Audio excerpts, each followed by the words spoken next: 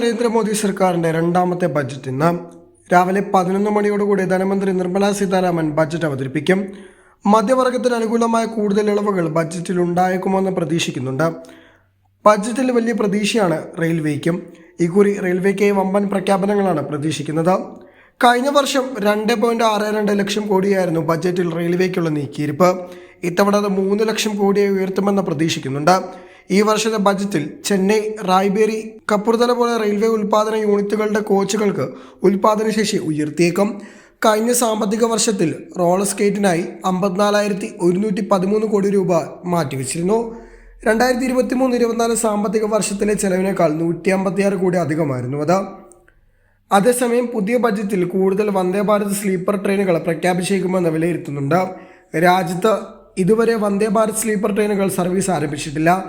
നിലവിലൊരു sleeper train Ahmedabad Mumbai റൂട്ടിൽ trial run പൂർത്തിയാക്കിയിട്ടുണ്ട്. വൈകാതെ തന്നെ ട്രെയിൻ സർവീസ് ആരംഭിച്ചേക്കും. ഡൽഹി കാശ്മീർ റൂട്ടിലായിരിക്കും ട്രെയിൻ അവതരിപ്പിക്കുക. വന്ദേ ഭാരത് ട്രെയിനുകൾക്കൊപ്പം തന്നെ വന്ദേ ഭാരത് സ്ലീപ്പർ ട്രെയിനുകളും വേണമെന്ന ആവശ്യം രാജ്യത്ത് ശക്തമാണ്. ഈ സാഹചര്യത്തിൽ ബജറ്റിൽ അനുകൂല നിലപാടുണ്ടാകുമെന്നാണ് പ്രതീക്ഷിക്കുന്നത്. അതേസമയം വന്ദേ ഭാരതിനോടൊപ്പം ഫസ്റ്റ് ക്ലാസ് പാസഞ്ചർ ട്രെയിനുകളായ അമൃത് ഭാരത് ട്രെയിനുകളും ബജറ്റിൽ അവതരിപ്പിച്ചേക്കും. തിരക്കുവരുന്ന സാഹചര്യത്തിൽ 2022-24 കോച്ചുകൾക്കുള്ള കൂടുതൽ പാസഞ്ചർ ട്രെയിനുകൾ അവതരിപ്പിക്കുന്നത് ബജറ്റിൽ കർമ്മ പദ്ധതി ആവിഷ്കരിക്കേണ്ടതിൻ്റെ പ്രാധാന്യം റെയിൽവേ മേഖലയിലെ വിദഗ്ധർ ചൂണ്ടിക്കാട്ടുന്നുണ്ട്. കൂടാതെ ട്രെയിനുകളിലും സ്റ്റേഷനുകളിലും ടോയ്ലറ്റ് സൗകര്യങ്ങൾ മെച്ചപ്പെടുത്തുന്നതിനും ലക്ഷ്യമിട്ടുള്ള പദ്ധതി നടപ്പാക്കാനും ഇവർ ചൂണ്ടിക്കാട്ടുന്നു.